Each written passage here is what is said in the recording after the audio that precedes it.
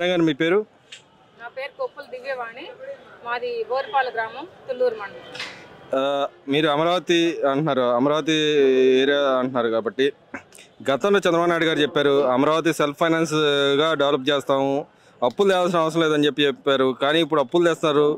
అప్పులు తెచ్చి ఎందుకు డెవలప్ చేయాలి, మేము అందుకే డెవలప్ చేయట్లేదు అని చెప్పి జగన్మోహన్ రెడ్డి గారు అంటున్నారు. దాన్ని ఏ విధంగా చూస్తారు దాన్ని? జగన్మోహన్ రెడ్డి చెప్పే మాట అన్ని పచ్చి అబద్ధాలండి, నిజం ఒక్కటి కాదు లేదు. మా రాజధాని రైతులు ఇప్పుడు మేము చాలా ఆనందంగా ఉన్నాం. ఇప్పుడు మాకు చంద్రబాబు నాయుడు గారు వచ్చినాక మా రాజధాని చాలా డెవలప్ అవుతుంది, చాలా అభివృద్ధి చెందుతుంది కూడా. రాబోయే రోజుల్లో ఇంకా 3 సంవత్సరాల్లో బాగా తీర్చిదిద్దుతారని మాకైతే నమ్మకం ఉంది. జగన్మోహన్ రెడ్డి ఏ చెప్పినా సరే మా అమరావతి ప్రజలు నమ్మటానికి సిద్ధంగా లేవండి. మాకు జగన్మోహన్ రెడ్డి చేసింది ఏమీ లేదు. 2019లో మాకు ఏం చేసింది ఆయన ఏం లేదు. మాకు మాయ మాటలు చెప్పి ఓట్లేసుకుని గెలిచి మమ్మల్ని 3 రాజధానులు చేసి మమ్మల్ని అడ్డు రోడ్డు మీద పడేశారు. అదే రాజధాని డెవలప్ చేసినట్టు ఈ రోజు మాకు 10 సంవత్సరాలు వెనకపోయింది ఇప్పుడు ఆయన వల్ల. లేదంటే మా రాజధాని వాటికి చాలా డెవలప్ అయిపోయి ఉండేది. 2014లో చంద్రబాబు నాయుడు ఉన్నప్పుడు 75 పూర్తయిన రాజధాని 2019లో జగన్మోహన్ రెడ్డి వచ్చి సర్వనాశనం చేశాడు. మాకు ఇప్పుడు రాజధాని డెవలప్ అవ్వాలంటే మాకు మళ్ళీ ఇప్పుడు ఇంకా 10 years పట్టింది. అదే మాకు మొన్నకాడ మాకు కూటమి ప్రభుత్వం చంద్రబాబు నాయుడు గారు వచ్చినట్టయితే మాకు చాలా బాగుండేది. మళ్ళీ కూడా మేము చంద్రబాబు నాయుడు గారే రావాలనుకుంటున్నామండి. ఎందుకంటే చంద్రబాబు గారు వస్తేనే రాజధాని డెవలప్ అయింది. జగన్మోహన్ రెడ్డి ఏం చేసేదే లేదు. ఇక్కడ నుంచి వైజాగ్ తీసుకెళ్తానని ఆయన ఇక్కడ ఏం చేస్తానని నిజం చెప్పాలంటే ఇక్కడ చేసింది ఏం లేదు. ఆయన అసలు చేసింది ఏమీ లేదు. వైజాగ్ తీసుకెళ్ళిపోవాలని అక్కడ ప్యాలెస్ కట్టుకున్నారు, కానీ ఇక్కడ ఆయన ఏం కట్టి ఒక్క ఇల్లు కట్టింది లేదు, ఒక్క రోడ్డు బాగు చేసింది లేదు, ఏమీ లేదు అసలు 5 సంవత్సరాలు కదా చేసింది. కానీ వచ్చే 3 ఏళ్ళలో మన గవర్నమెంట్ వస్తే నేనే వస్తా అని చెప్పి అంటున్నాడుగా. లేదండి, ఆయన మాటలు ఎవరు ఆయన కార్యకర్తలు నమ్ముతారు తప్ప ఎవరు ఇప్పటికీ వాళ్ళ కార్యకర్తలే ఆయన మాటలేని మేము అంతా మాట్లాడాము. ఇప్పుడు మేము జైలు పోలైపోయి మమ్మల్ని పట్టించుకుని నాదిలే లేడు. జగన్మోహన్ రెడ్డి మాకు అసలు సహాయంగా చేయలేదని ఎంత నెత్తి నోరు పట్టుకుని బాధపడుతున్నారు. మీరు అందరూ చూస్తారా ఉన్నారుగా.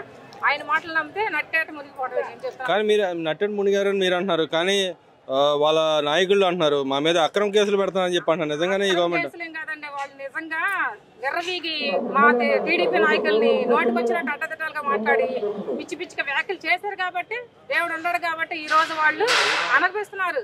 నిజంగా చెప్పాలంటే చేసినోడికి చేసిన కర్మని వాళ్ళు ఎంతైతే నోటితో ఎంత పిచ్చి పిచ్చిగా పచ్చి బూతులు మాట్లాడారో దానికి ఈ రోజు దేవుడు సరైన శిక్ష వేశాడని మేమైతే భావిస్తున్నాము. ఇంకొకసారి నేను టీడీపీ మహిళనే కాదంట్లా, మా పార్టీ వాళ్ళు ఎప్పుడు వైసీపీ వాళ్ళని ఒక్క తీసివేత మాట్లాడలేదు. కానీ జగన్మోహన్ రెడ్డి వైసీపీ నాయకులు కానీ టీడీపీ నాయకుల్ని, జనసేన పవన్ కళ్యాణ్ గారిని, వాళ్ళ పిల్లల్ని, వాళ్ళ భార్యలు కూడా నోటుకు వచ్చినట్టు ఎన్ని బూతులు తిట్టారో ప్రపంచం అంతా చూస్తా ఉంది.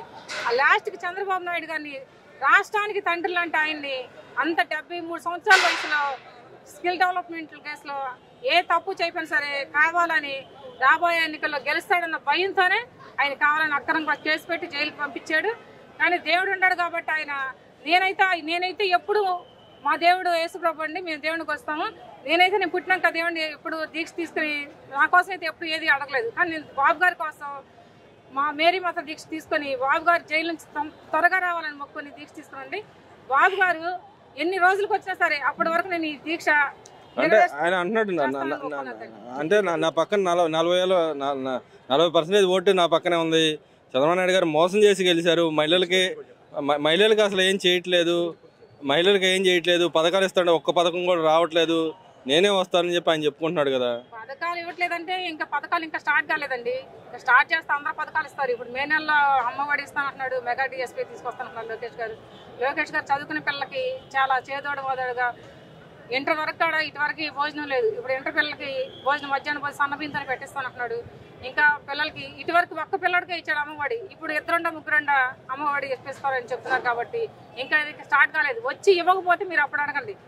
అంటే నేను ఇచ్చాను ఇంకా లేట్ 2 సంవత్సరాల నుంచి పెండింగ్ పెట్టాడు అన్నారు కదా. నిజంగానే ఈ గవర్నమెంట్ వచ్చి 2 సంవత్సరాలు అయింది. అసలు ఎక్కడైంది? 9 నెలలే కదండి అయింది. 2 సంవత్సరాలు ఎక్కడైంది? జగన్మోహన్ రెడ్డి వచ్చి కాడ జనవరిలో ఇచ్చాడు అమ్మఒడి. మాకు గుర్తే ఉంది, ఇంకా జనవరిలో ఇచ్చాడు. కాకపోతే ఇప్పుడు కొంచెం లేట్ అయింది. మే నెల అన్నాడు. ఎంత లేట్ అయింది? 4 నెలలు కదా. జనవరిలో ఇచ్చాడు, ఇప్పుడు మే నెల అన్నాడు. అంటే ఇక్కడ అందరూ బాధపడుతున్నారు, అప్పుల పాలు అయిపోతుంది. నిజంగా అప్పుల పాలు ఆయన ఉన్నప్పుడు బాధపడ్డప్పుడు ఆయన కనపడలేదు మన కష్టాలు. పిల్లలు బడికి వెళ్ళినా సరే ఎంత 75 హాజరు లేదని ఎంతో మంది పిల్లలకి అమ్మఒడి రాలేదు.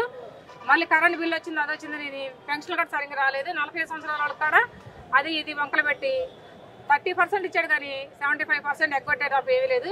నేను చెప్పాలంటే చదువుకునే పిల్లలు ఫ్రీ సీట్ అన్నాడు కానీ ఏ రోజు ఒక్క పిల్లలకి సరిగ్గా ఫీజు రియంబర్స్మెంట్ డబ్బులు ఇవ్వలేదు. ఒక్క సంవత్సరం ఇచ్చాడు, 2 సంవత్సరాలు కరోనా కొనిమని ఎగ్గొట్టేశాడు. లాస్ట్ 4 సంవత్సరాలు రాలేదు. ఈ కూటమి ప్రభుత్వం వచ్చేది విద్యా వ్యవస్థ మొత్తాన్ని భ్రష్టు పట్టించాడు. నిజంగానే భ్రష్టు పట్టిస్తున్నారు ఈ కూటమి ప్రభుత్వం. అది అలాగంటారండి, మరి వాళ్ళ గొప్పలు వాళ్ళు చెప్తాం కదా. ఇంకా ఇప్పుడు స్టార్ట్ అయింది, ఇప్పుడే మళ్ళీ విద్యా సంవత్సరం జూన్ నుంచి స్టార్ట్ అయింది కాబట్టి పిల్లలందరికీ బాగానే చేస్తారు. అంత నమ్మకం లేని వాళ్ళకైతే చెప్పాలి, కానీ మా కూటమి ప్రభుత్వం ప్రజలందరికీ మాకు నమ్మకం ఇస్తారని. వైసీపీ వాళ్ళ మాటలు మేమైతే నమ్మం, ప్రజలు నమ్మరు. ఎందుకంటే ఒక్కసారి మోసపోతారు కానీ పెద్దగా మోసపోరు కాబట్టి మేమైతే జగన్మోహన్ రెడ్డి మాట ఏమీ నమ్మం. మాకు అంతా మంచిగా చేస్తాను మేమైతే నమ్ముతున్నాం. విడుదల రాజనీ గారు వ్యవహారం వచ్చేప్పటికి నా మీద అక్రమ కేసులు పెట్టారు, నా మీద ఎంపీ గారు వీళ్ళందరూ చంద్రబాబు నాయుడు అందరు గారు కూడబడుకొని నా మీద కేసులు పెడతానంటారు. నిజంగానే ఆపరిస్తుందా? అది లేకపోతే గతంలో ఎవరైతే వలన జరిగిన అన్యాయం జరిగిన వాళ్ళందరూ ఇప్పుడు ఒక్కొక్క కేసు పెడతాన్నారు, ఏది నిజం అంటారు? నిజంగా చెప్పాలంటే గతంలో వల్ల అన్యాయం అయిన వాళ్ళే ఆ మీద కేసులు పెడతారు. ఎందుకంటే నేను రోజు ఫోన్లో చేస్తున్నాను. గతంలో చాలా కోట్లు స్కామ్ చేసింది, అందరి దగ్గర లంచాలు తీసుకొని మీకు పనులు చేస్తానని చెప్పి వాళ్ళు మోసం చేసింది కాబట్టి వాళ్ళు ఈ రోజు మాకు ఇంత అన్యాయం చేస్తున్నారు, కేసులు పెడుతున్నారు. కూటమి ప్రభుత్వం కూడా అన్యాయం చేసిన వాళ్ళని శిక్షించమని చెప్తుంది కదా తప్ప వాళ్ళ సపోర్ట్ మా ప్రభుత్వం వాళ్ళు అయితే చెయ్యరు. రజనీ గారు తప్పు చేసింది కాబట్టి ఆమెకి దేవుడే శిక్ష ఇస్తాడని మేము అనుకుంటాం. వాళ్ళ నాయకులు అంటున్నారు అక్రమ కేసులు ఎన్ని పెట్టినా మేము భయపడే ప్రసక్తి లేదు, ఎదుర్కొంటాం, మా నెక్స్ట్ మేమే వస్తామని చెప్పి అనుకుంటున్నారుగా. వాళ్ళు తపస్సు చేసిన సార్ నెక్స్ట్ మళ్ళీ రాదు. నేనైతే చెప్తున్నాను, పవన్ కళ్యాణ్ గారు కూటమి ప్రభుత్వం ఇంకొక 3 దశాబ్దాల పాటుగా 15 సంవత్సరాలైనా సరే మేమే ఉంటాం గట్టిగా చెప్తున్నారు కాబట్టి మేమే అది నమ్ముతున్నాము. ఇంకొక రాబోయే రోజు ఇంకా 2 సార్లు కూడా మా కూటమి ప్రభుత్వం గెలుస్తుందని నేను గట్టిగా నమ్ముతున్నాను. కానీ ఆయన చెబుతున్నాడు 3 సంవత్సరాలు మనమే ఉంటాం అధికారంలో, మనమే అన్ని అభివృద్ధి కార్యక్రమాలు అన్ని ఇస్తాం, 30 ఏళ్ళు మనమే ఉంటాం అంటున్నాడు. మరి అట్లా చెప్పుకోకపోతే బతకలేరు కదా. మరి ఏం చేస్తారు అసలు ప్రజల కాళ్ళు? ఏదో అమ్మఒడి ఇచ్చాడు, తర్వాత 45 సంవత్సరాలు డబ్బులు ఇచ్చాడు, అంతేగాని ఏం చేశాడు? ఒక ఇల్లు కట్టాడా? కట్టిన ఇల్లు ట్రిక్కో ఇల్లు కూడా నేనే వేస్తున్నాను బిల్డప్ ఇచ్చుకున్నాడు. కట్టింది ఎవరో చంద్రబాబు నాయుడు గారు. ఆయన చేసింది ఏం లేదు, ప్రజలందరూ తెలుసుకోవాలి. కాకపోతే ఇంకా ఆయన పిచ్చి పట్టిన వాళ్ళు కొంతమంది ఉన్నారు, వాళ్ళు తప్ప ఎవరు కూడా ఆయన సపోర్ట్ చేయట్లేదు, చేయరు కాడికి రాబోయే రోజు. అంటే కొంతమంది వాళ్ళ ఎంపీలు, మాజీ ఎమ్మెల్యేలు, మినిస్టర్లు ఇప్పుడు హాస్పిటల్ పాలు అవుతున్నారు. ఇది ఎందుకు అవుతున్నారు అంటారు హాస్పిటల్ పాలు? అంటే నోటుకు వచ్చినట్టు వాగి ఆ దేవుడు వేసిన శిక్షకి వాళ్ళ దేవుడు ఇంకా కొట్టట్లా తిట్టట్లా వాళ్ళ మీద అనారోగ్యం పాలవుతున్నారు. నిన్న కొడాలని గుండెపోటుతో హాస్పిటల్ పాలయ్యాడుగా, అలాగే ఇంకా వాళ్ళ నాయకులు అంటే కేసులు పెడతాను భయంతో అలా పోతున్నారు అంటారా? అదే భయం. అది కాక వాళ్ళు చేసిన లక్షల కోట్లు ఎక్కడ బయట పెట్టి కట్టిస్తారు మా చేత, దాని వల్ల గుండెపోట్లు వచ్చేస్తాయి నిజంగా చెప్పాలంటే. అంతేనంటారా? అంతే. మరి వాళ్ళు చేసిన అన్యాయం అంతా బయటపడింది అనుకో, ఆ డబ్బంతా తినేసి సేవ చేస్తుంటారు. మళ్ళీ ఇప్పుడు ఎక్కడి నుంచి మేము కట్టాలని అదొక దిగులు పెట్టుకుని హార్ట్ అటాక్లు తెచ్చుకుంటారు. అంటే కోర్టు నిన్న సుప్రీంకోర్టు ఒక వ్యాఖ్య చేసింది, ఎవరైతే భావ స్వేచ్ఛ ఉంది ఎవరైనా మాట్లాడచ్చు అని చెప్పింది. అదే కోర్టు గతంలో కించపరిచే విధంగా మాట్లాడే వ్యక్తులను ఎవరిని ఉపేక్షించకూడదు, వాళ్ళ మీద కేసులు పెట్టాలని అదే కోర్టు చెప్పింది.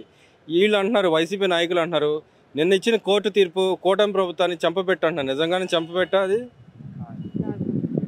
ఎవరికైనా సరే పదవులు ఇచ్చినప్పుడు ప్రజలు సేవ చేయమని, ఎవరిని కించపరిచి మాట్లాడమని ఎవరు చెప్పట్లేదు. అలా కూటమి ప్రభుత్వం అసలు చెప్పదండి, మీరు చూస్తూనే ఉన్నారు కదా. అంటే కోర్టు చెప్పింది, ఇక్కడ కోర్టు చెప్పింది చంపపెట్టేళ్ళకి అని చెప్పి అంటున్నారు. నిజంగానే కోర్టు అలాగే చెప్పింది అనుకుంటున్నారా? అలాగేం చెప్పండి. అంటే భావ వ్యక్తీకరణ స్వేచ్ఛ ఉంది, కానీ కించపరచదని గతంలో కూడా కోర్టు చెప్పింది. ఇప్పుడు వాళ్ళు ఏదో నేను ఇచ్చిన కోర్టు కేసు చూసుకొని మేము ఇష్టం వచ్చిన మాట్లాడి మా మీద అక్రమ కేసులు పెడతానని చెప్పి అంటున్నారు. కానీ నిజంగానే ఆ విధంగా జరుగుతుందంటారు? అసలు తప్పు చేశారంటే అది వాళ్ళ మనసుకు తెలుసు, అంతేగాని అది కూటమి ప్రభుత్వం మీద అలా మాట్లాడుతూ తప్పే. అలాగే చూసుకుంటే వివేకానంద రెడ్డి గారి హత్య కేసులో అవినాష్ రెడ్డి గారు ఉన్నారు, దీని వెనకాల అంతా అవినాష్ రెడ్డి గారే చేశారని చెప్పి అఫిడవిట్ దాఖలించింది గవర్నమెంట్ వచ్చిన తర్వాత. దాన్ని ఎలా చూస్తారు? గతంలో అదే వైసీపీ నాయకులు అన్నారు, చంద్రబాబు నాయుడు ఆయన కొడుకు చంపారు, నారాసు రక్త చరిత్ర అని చెప్పి రాశారు. ఏది నిజమని నమ్ముతారు ఇప్పటికైనా? మేమైతే చంద్రబాబు గారిని అలాంటి వ్యక్తులు మేమైతే నమ్మం. అసలు వాళ్లే చేసి చంద్రబాబు ఆయన రుద్దుతున్నారు తప్ప అదంతా ఫేక్ న్యూస్ తప్ప నిజం కాదు. ఇప్పటికైనా అవినాష్ రెడ్డి గారు జైలుకి వెళ్తారని భావిస్తున్నారా? తప్పకుండా.